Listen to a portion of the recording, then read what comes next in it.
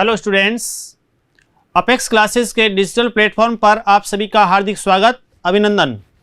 This is Lakshman Singh Rao, your English educator.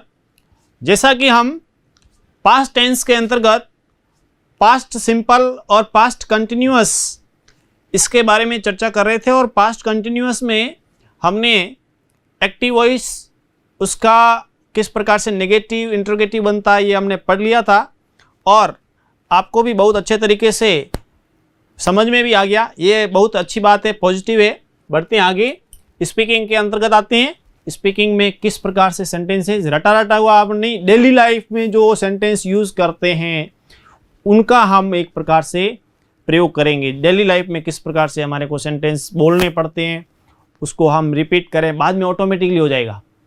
आपने जैसे बोल दिया कि I am watching TV at this time, अब तो नेक्स्ट में आपको ध्यान रखने की, नहीं तो कई बार क्या होता है, हम सोचते हैं कि मैं टीवी देख रहा हूँ तो इसमें क्या, मैं के लिए आई, उसके बाद में क्या करूँ, आई के साथ एम लगाऊँ, वॉज लगाऊँ, क्या लगाऊँ, इस टाइप से वो सोचने में लग जाते हैं। फिर टीवी देखने को क्या कहेंगे, वॉच की स्पेलिंग नहीं आती है तब सी में ढूंढ चले जाते हैं, लुक में चले जाते हैं। इस प्रकार से ये चीज़ें होती हैं, तब गड़बड़ होती है। तो ऐसा नहीं, रटना नहीं है, हमारे को डेली प्रैक्टिस के माध्यम से यूज़ करना है। जैसे मैं रोज़ सैर करने जाता हूँ, प्रेजेंट सिंपल में हमने पढ़ा था कि किस प्रकार से बोलते हैं। तो उसमें देखिए, I go for a walk daily, तो आई बहुवचन, गो फर्स्ट फॉर्म आती है क्योंकि आई बहुवचन है। प्रेजेंट सिंपल में फर्स्ट फॉर्म आती है, I go for a walk daily. Daily शब्द भी आया प्रेजेंट सिंपल की एडवर्ब के तौर पे, इस टाइप से। तो ये सेंटेंस बन गया, I go for a walk daily, कि मैं रोज सैर करने जाता हूं, वॉकिंग के लिए जाता हूं। क्या आप चाय पियेंगे? क्या आप चाय पियेंगे? यहां ध्यान दीजिए, विल यू टेक टी या वुड यू टेक टी, जो भी चाय लेंगे या कॉफी। तो ऐसी स्थिति में तो आप चाय लेंगे या कॉफी, तो वुड का प्रयोग उसमें ठीक रहता है, अन्यथा विल यू टेक टी। अब चाय के लिए ड्रिंक का शब्द यूज ना करें, उसमें टेक टी उचित रहता है। ड्रिंक का प्रयोग पानी आदि के लिए होता है, ये ध्यान रखना है। प्रश्न के रूप में था क्या, इसलिए लास्ट में क्वेश्चन मार्क लगा और हेल्पिंग वर्ब पहले आई है। मैंने कुछ आराम किया, आई टुक सम रेस्ट, मैंने कुछ आराम किया, तो भूतकाल की बात हो गई, इसलिए यहाँ पे सेकेंड फॉर्म के तौर पे आ गया, आई टुक सम रेस्ट, कुछ आराम। सम यानी कुछ, उस रूप में। थोड़ा भी आप उसमें लिटिल का प्रयोग होता है, तो उसका भी यूज कर सकते हैं, लिटिल रेस्ट, थोड़ी सी। वह गहरी नींद सो रहा है, he is taking a sound sleep. गहरी नींद, साउंड स्लीप कहने का अर्थ बिल्कुल ही गहरी नींद में, तो he is taking a sound sleep, वह गहरी नींद सो रहा है। सेंटेंस जैसे आपका मित्र है कि Ram is sleeping sound, Ram is taking sound sleep, तो उसमें राम है वो बहुत ही गहरी नींद सो रहा है। या फिर आपका जो ब्रदर है कि my brother is taking sound sleep, गहरी नींद सो रहा, जो मेरा भाई बहन, उस प्रकार से आपके पेरेंट्स जो भी है उनको लेकर के इस प्रकार से आपको सेंटेंस बोलना है। जरूरी नहीं है कि यहाँ पे ही आया तो आप ही का ही प्रयोग करें, आप अपने मित्र के साथ में उसको जोड़ते हुए सेंटेंस को, ब्रदर के साथ में जोड़ते हुए, नेफ्यू नीस, मैटरनल अंकल फादर मदर सभी के साथ इस टाइप से आप यूज़ कर सकते हैं। क्या वह रोज़ व्यायाम करता है? देखिए यहाँ पे करता है, ता है ती किस में आते हैं, प्रेजेंट सिंपल में। लास्ट में क्या है, क्वेश्चन मार्क, इसका मतलब क्या होगा, या तो डू या डज। तो यहाँ पे वह, तो ऐसी स्थिति में वह एक वचन है इसलिए डज लगा, does he take exercise daily, और डेली शब्द आया प्रेजेंट सिंपल के अंतर्गत, इस प्रकार से बना। तो किस टाइप से ये इस टाइप से सेंटेंस बनाते हैं, तो हम कोई भी बना सकते हैं कि क्या वह रोज, जैसे आप प्रश्न पूछ रहे हैं अपने मित्र को, तो ऐसी स्थिति में कि does he take exercise daily, उस रूप में अपने, या फिर does Ramesh take exercise daily, does Sita take exercise daily, उसमें आप कोई भी आपका, लेकिन मान लीजिए बहुवचन होगा तो डू आ जाएगा, ठीक है। Do they take exercise daily, क्या वे हमेशा एक्सरसाइज करते हैं या नहीं करते, उसको बहुवचन के साथ में डू, सिंगुलर के साथ में, एक वचन के साथ में डज का प्रयोग करते हुए इस टाइप से आपको सेंटेंसेस बनाने। आप अपने मित्र पर जोड़िए, उसको अपने फैमिली मेम्बर्स से, उसी प्रकार से डेली की प्रैक्टिस। आपस में बैठते हैं, चाय पी रहे हैं, उस समय कुछ न कुछ एक दो सेंटेंस, दो चार इस प्रकार से सेंटेंस बोलिए, वर्ड्स अपने आप बढ़िया तरीके से है वो आपको भी समझ में आ जाएगा, साथ ही साथ आपके साथ फैमिली मेम्बर्स भी सीख जाएंगे, फ्रेंड्स भी सीखेंगे, तो ये बहुत बढ़िया तरीके से हो जाएगा। बढ़ते हैं आगे। मैंने इस वर्ष मैट्रिक की परीक्षा दी, तो यहाँ ध्यान दीजिए, यहाँ ध्यान, I took the matriculation examination this year exam, इसको एग्जामिनेशन पूरा शब्द बोलते हैं, एग्जामिनेशन, एग्जामिनेशन परीक्षा। आई टुक, अब यहां पे परीक्षा दी, उसने दे दी है, पास्ट टेंस, इसलिए यहां पे I took, second, take, took, taken, I took the matriculation examination this year, मैंने इस वर्ष है वो मैट्रिक 10वीं की जो परीक्षा है वो दी, मेट्रिकुलेशन जो है 10वीं के लिए।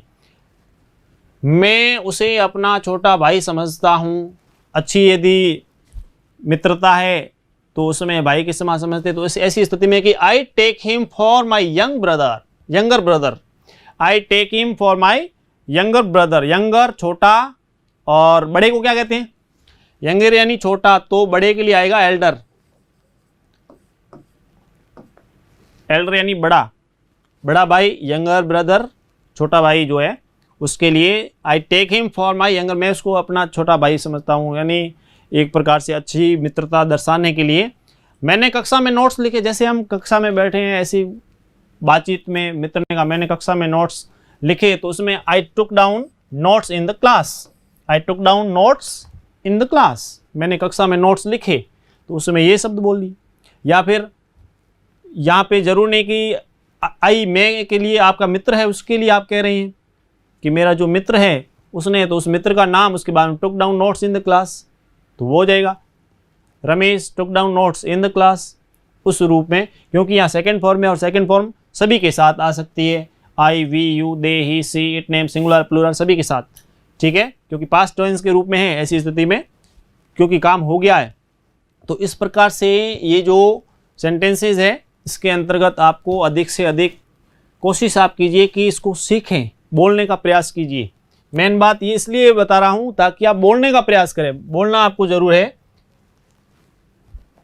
लड़की अपने माता से मिलती जुलती है, लड़की अपनी माता से, यानी उसकी जो अपीयरेंस है, शक्ल मिलती है उसके लिए, तो उसमें देखिए the girl takes after her mother, the girl takes after her mother, यानी उसकी माँ से मिलती जुलती है, शक्ल सूरत में अपनी माँ से मिलती जुलती है।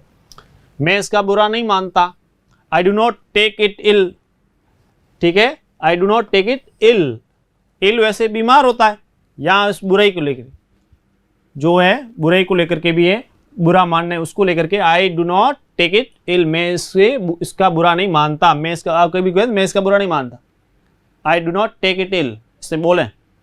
जब भी आप इंग्लिश में जब बात कर रहे हैं, हिंदी में कर रहे हैं, तो उसमें हिंदी के साथ में कभी कभी इस प्रकार से प्रैक्टिस करते हुए, तो उस समय अपने मित्र ने कुछ ऐसा कह दिया या ऐसा कोई एहसास हो गया, तो उसमें बोलें I do not take it ill, कि मैं इसका बुरा नहीं मानता।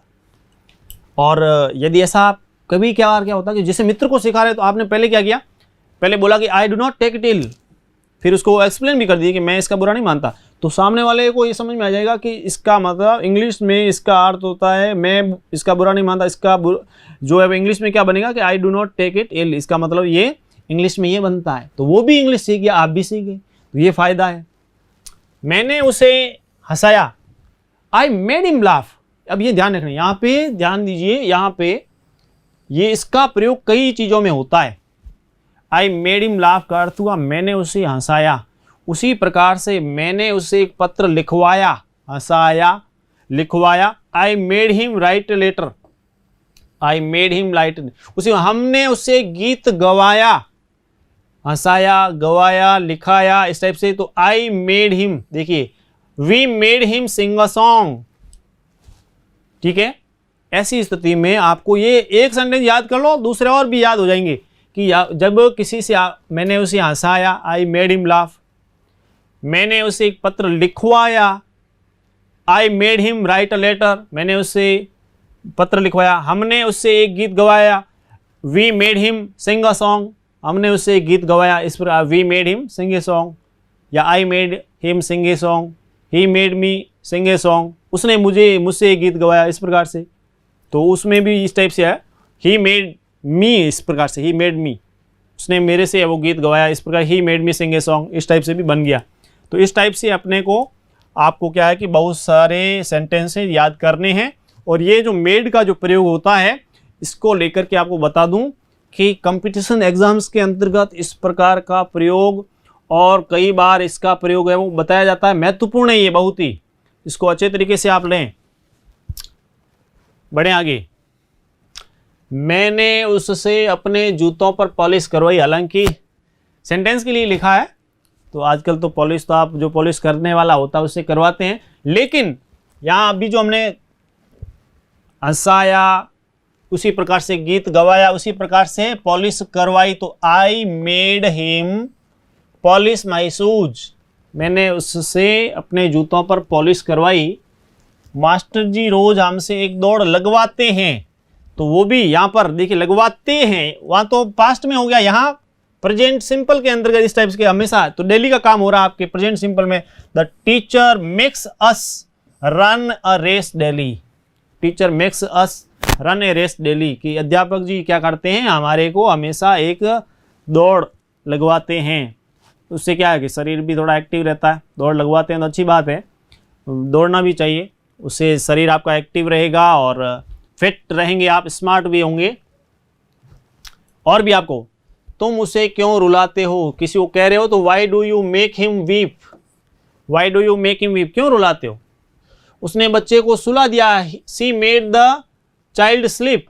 देखिए यहाँ पर सुला दिया, ये सेंटेंस इस प्रकार से डेली लाइफ में यूज आने वाले हैं, इसलिए आपको बता रहे हैं। उसने बच्चे को सुला दिया, सी मेड द चाइल्ड स्लीप। यहाँ देखिए मैंने नाई से हजामत करवाई। कई बार पूछते हैं हजामत करवाना, बाल कटाना आदि उसके लिए।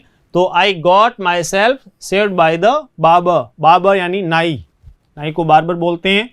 और वैसे कन्नड़ भाषा में यदि आप कर्नाटका जाएं, ध्यान देना, बार्बर का अर्थ होता है नाई। लेकिन यदि कर्नाटक चले जाएं तो वहाँ जाकर के उस समय यदि आपको संयोगवश जाना पड़े नाई की दुकान में, तो वहाँ नाई शब्द नहीं बोलना है, क्योंकि कन्नड़ में नाई का अर्थ अलग होता है। नाई का अर्थ वहाँ बहुत ही गड़बड़ में होता है।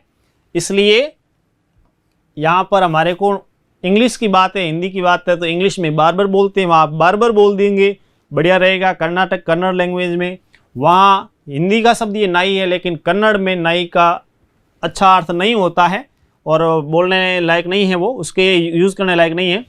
तो I got my self saved by the barber कि इस प्रकार से जो नाई है उससे मैंने हजामत करवाई, शेविंग करवाई उसको लेकर के।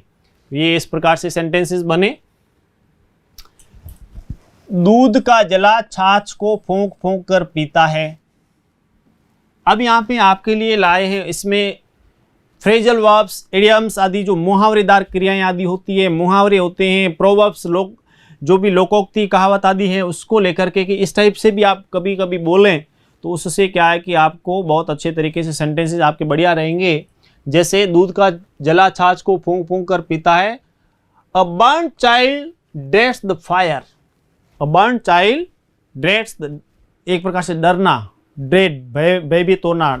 तो कहने का अर्थ है, इसका जो हिंदी में मुहावरे एक प्रकार से बनते हैं कहावत आदि के, दूध का जला छाछ को फूंक फूंक कर पीता है कहावत आदि के रूप में। तो अ burned child dreads the fire.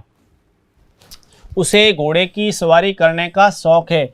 कोई भी चीज का शौक होता है तो उसके लिए फॉन्ड शब्द का यूज करते हैं, फॉन्ड ऑफ, ठीक है ना। तो he is fond of riding, he is fond of riding. Riding का अर्थ घुड़सवारी, राइडिंग घुड़सवारी। तो उसे घोड़े की सवारी करने का शौक है, घुड़सवारी करने का शौक है, तो कहने का अर्थ है he is fond of riding. कुछ जीवित रहने के लिए खाते हैं तो कुछ खाने के लिए जीते हैं। कुछ जीवित रहने के लिए खाते हैं, देखिए यहाँ पर जीवित रहने के लिए खाना, जीवित रहने के लिए खाना तो अच्छी बात है, लेकिन केवल खाने के लिए जीना वो गड़बड़ है। तो यहाँ पे देखिए, some eat to live, some eat to live, ठीक है ना। तो यहाँ पे ये ठीक है, सम ईट टू लिव, जीने के लिए खाना, वाइल जबकि other live to eat, live to ईट।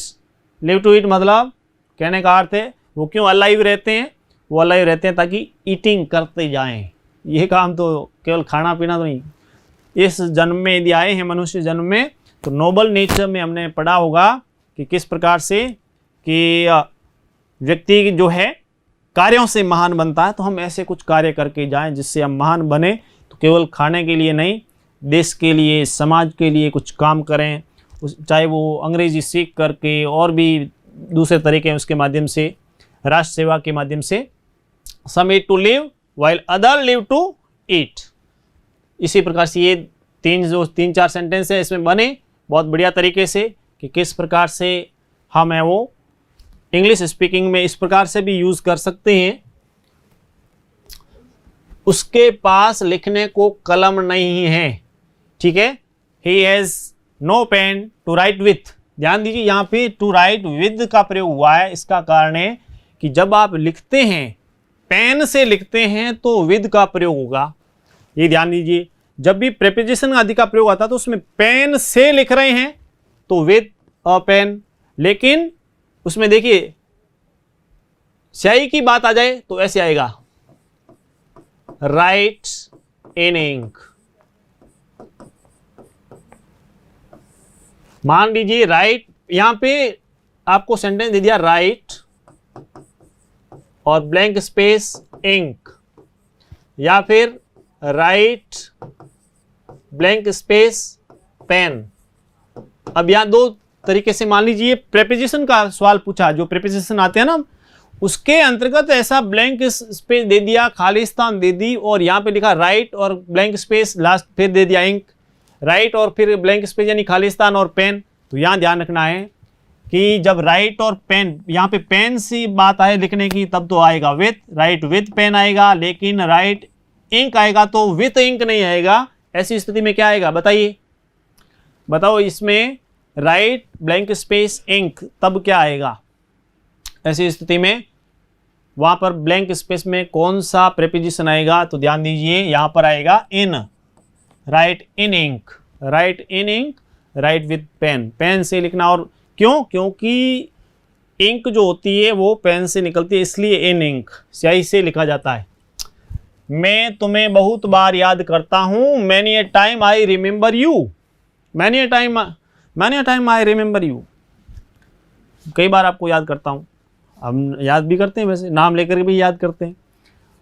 राजपूत और जाट अंग्रेजों के विरुद्ध लड़े, जो स्वतंत्रता आंदोलन था, बहुत सारे लोग लड़े।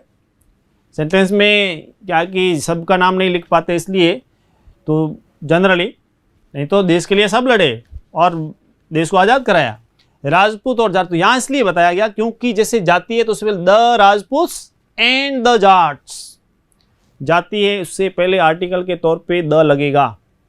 The Rajputs and the Jats fought against the English. अब यहाँ द इंग्लिश तो इंग्लिश लैंग्वेज के लिए नहीं है, द इंग्लिश मतलब जाति के लिए लगा है, इसलिए द लगा है, अन्यथा नहीं लगता। इसलिए तो राजपूत और जाट अंग्रेजों के विरुद्ध लड़े, फॉट अगेंस्ट द इंग्लिश। मैंने मेरे बाल कटवाए, ध्यान दीजिए, बोलते हैं जनरली ये बात होती है कि मैंने मेरे बाल कटवाए। इसके लिए अब किस प्रकार से सेंटेंस बनाया जाए, तो उसको लेकर के, तो जैसे आप कहते हैं उसमें कि सामान्य तौर पे यदि आप करेंगे तो उसमें गड़बड़ हो जाती है। I get my hair cut down, I get my hair cut down, इस टाइप से। और यदि आप उसमें I cut down my hair तो गलत होगा, ठीक है ना। I get my hair cut down, यहाँ पे इस प्रकार से यूज करना है, I get my hair cut down, ठीक है। इस टाइप से आप करेंगे तब ये उचित शब्द होगा कि मैंने मेरे बाल कटवाए। I get down, sorry, I get my hair cut down, I get my hair cut down, इस प्रकार से सेंटेंस बनेगा। और मैंने मेरे बाल कटवाए, और किससे कटवाए, नाई आदि से ही, तो काटने वाला काम वही करता है। इस प्रकार से हो गया। इसके बाद देखिए जैसे वर्ब्स लिखा है आपको कि वर्ब्स में कैसे आपको यूज़ करना है, तो फर्स्ट सेकंड थर्ड फॉर्म के तौर पे आपको बताया, बहुत बढ़िया तरीके से आपको अच्छे तरीके से समझाया कि ये हमेशा आपको नई नई फॉर्म्स हम लिखवा रहे हैं। उसी प्रकार से टेंस के अंतर्गत जो भी हिंदी में पहचान, अंग्रेजी में पहचान, structure of active voice, passive voice, interrogative, negative, सब उसी में वर्ड्स को लेकर के भी नए नए शब्द कुछ हमेशा लाएं। तो देखिए तराजू जो होती है ना, बैलेंस का अर्थ संतुलन होता है, और तराजू में भी संतुलन, इसलिए उसको बैलेंस बोलते हैं। झूला जो स्विंग, ज़्यादातर हम झूला झूलने जाते हैं इसलिए इसका यूज़ किया। बाजरा जो है मिलेट या पल मिलेट, ठीक है, मिलेट या पल मिलेट भी बोलते हैं। अदरक, जिंजर जनरली काम आती है अदरक। और तुलसी के लिए बेसिल या सेकर्ड बेसिल भी कह सकते हैं आप, बेसिल या सेकर्ड बेसिल। तुलसी जो है पवित्र पौधा होता है इसलिए। हल्दी, टर्मेरिक, टर्मेरिक यानी हल्दी डेली लाइफ में हमारे काम में आने वाली चीज़ है ये। उसी प्रकार से नेक्स्ट में देखिए जैसे कैंची है तो सीजर्स, सीजर यानी कैंची, ये डेली लाइफ में आपके काम में आनी। चकला, पेस्ट्री बोर्ड जो है, पेस्ट्री बोर्ड डेली लाइफ का हिस्सा है, हमेशा काम में आता है पेस्ट्री बोर्ड। बेलन, रोलिंग पिन, बेलन से रोटी आदि। दूसरा इसका मीनिंग आप ना समझें, वैसे रोलिंग पिन होती है ये, और वहीं पर काम में आए तब ही ठीक है। और जलेबी जो होती है उसके लिए होता है सिरप फील्ड रिंग्स। देखिए सिरप फील्ड रिंग्स, तो इसमें सिरप जो होता है, एक बात और बताऊं, ये जो सिरप शब्द है हमारे भाषा में जो राब होती है ना, राब, राबड़ी बोलते हैं हम, राबड़ी, राबड़ी को सिरप बोलते हैं वैसे। तो इसमें वैसे सिरप बनाया, इस टाइप से बनाया जाता है इसलिए। तो सिरप फील्ड रिंग्स का अर्थ हो गया जलेबी, और केवल सिरप है तो राब शब्द यूज होगा। समोसा, कचौड़ी के लिए पाई शब्द, वैसे कचौड़ी में यूज होता है पाई शब्द, लेकिन आप समोसे के लिए स्पेशल यदि यूज करना चाहते हैं तो रिसॉल्व शब्द बोलते हैं समोसा के लिए। ये आपके लिए काफ़ी, घर बैठे मैंने आपको काफ़ी खिला दी है चीज़ें। और आज अब लेते हैं हम कुछ ऐसे शब्द जिसका आपको अर्थ बताना है कि हमारे जो डेली लाइफ के जो भी वर्ड्स हैं उससे रिलेटेड आप उसमें मीनिंग बताएं सामान्य से। जैसे सिंचाई, कुआं,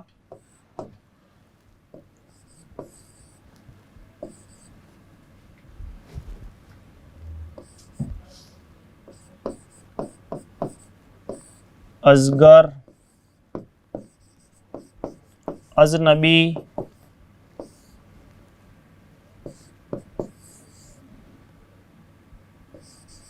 अफीम, ये ऐसे शब्द हैं जो कई बार अपने डेली लाइफ में इस प्रकार से काम में आते हैं। इसके बारे में बताएं कि सिंचाई को क्या कहते हैं, कुआं, अजगर, अजनबी और अफीम, इनको इंग्लिश में क्या बोलते हैं, इसको लेकर के आप बताएं।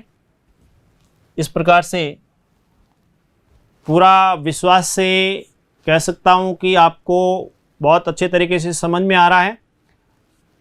महेश कुमार दोसा से उन्होंने भी बताया कि हाँ सर बहुत बढ़िया तरीके से समझ में आ रहा है। सुमन प्रजापति, संगीता चौधरी, इन्होंने भी बताया। हरिमोहन मीणा भी जवाब बहुत अच्छे तरीके से दे रहे हैं। हेमंत कुमार, शिबू राम, पन्नालाल जो रेवदर से, ऑफिशियल देव ऋषि, भूपेंद्र सिंह, मनीष प्रजापति, शिवलाल मीणा, इसी प्रकार से निकिता चौधरी, निकिता राजपुरोहित, अजय पाल बिश्नोई, आप में बहुत अच्छे, आशुतोष दत्ता, आपके जो जवाब है बहुत ही बढ़िया तरीके से आप बी कुमार खींचड़, भूमाराम चौधरी, बहुत सारे आपके बहुत अच्छे जवाब आ रहे, विश्नोई ब्रदर्स वगैरह।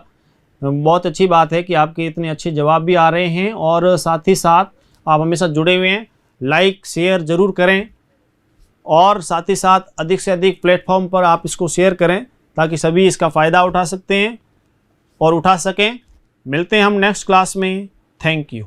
सब्सक्राइब करें हमारा Apex Classes Edutech YouTube channel, साथ ही बेल आइकन को क्लिक करना बिल्कुल ना भूलें ताकि आगे आने वाले सभी यूट्यूब वीडियोस की अपडेटेड नोटिफिकेशंस सबसे पहले आपको मिले। Apex Classes Edutech, subscribe now.